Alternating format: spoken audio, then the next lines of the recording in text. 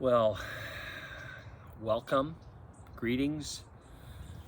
Thank you so much for joining in on what I have to share. We all have people in our lives that that truly inspire us, whose stories hit us deeply, and in fact, actually change us. One such person in my life is a man by the name of Dante Pellegrini. And I love Dante. I had the opportunity to perform the marriage ceremony between he and his incredible wife Jody, and that was a number of years ago. But Dante is a warrior. He is a hero of faith, and I know I'm not going to get all the specifics correct, and I'm not going to tell the fullness of his story. But Dante, a number of years ago, was initially diagnosed with pancreatic cancer. He got a second opinion, and the second opinion was pretty much the same, pancreatic cancer. Well, needless to say, he was devastated by the news that he was given. And it was at that time that he picked up his Bible, and looking for some kind of help, looking for some kind of peace, some kind of support, some kind of comfort, he ended up turning to Psalm 116. And I just want to read what Dante read a number of years ago at perhaps one of the darkest times in his life. And he read this: "I love the Lord because he hears and answers my prayers. Because he bends down and listens, I will pray as long as I have breath. Death had its hands around my throat. The terrors of the grave overtook me. I saw only trouble and sorrow. Then I called on the name of the Lord. Please, Lord, save me. How kind the Lord is, how good he is. So merciful, this God of ours. The Lord protects those of childlike faith. I was facing death, and then he saved me. Now I can rest again, for the Lord has been so good to me." As it turned out, the diagnosis was incorrect, and he did not have pancreatic cancer. He did not have a death sentence. He ended up having a fairly severe, significant autoimmune disease, which he continues to battle through, and has been incredibly painful for him. But his faith has been unbending, unwavering. He believes completely that God's plan for his life is perfect, that God's will for his life, whatever it may be, is absolutely perfect.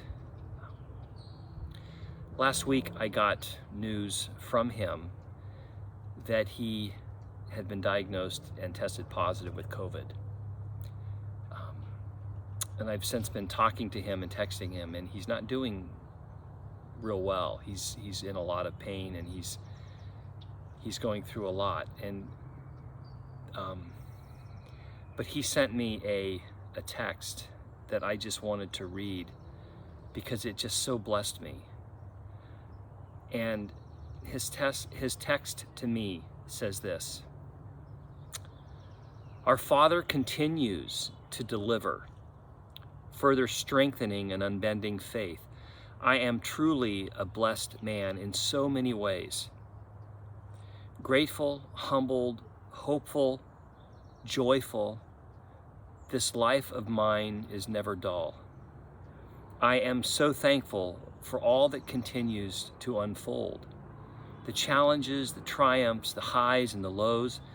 In some ways, the highs would not be so high if the lows weren't so low. So many times I have bounced off the bottom of the pit, and God brings me to new heights every time. I still believe my best self is yet to come.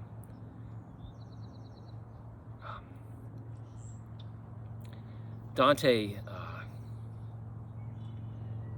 has a very deep and meaningful relationship with Jesus. It's a relationship that, regardless of what happens here on earth, it's unwavering.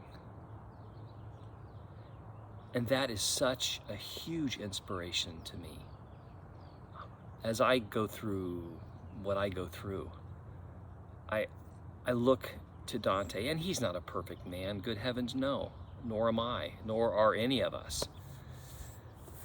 But the stories of how God is working in our lives are so important to tell, because these stories inspire us. They inspire our faith and our trust in God as we see the goodness of God playing out in human beings.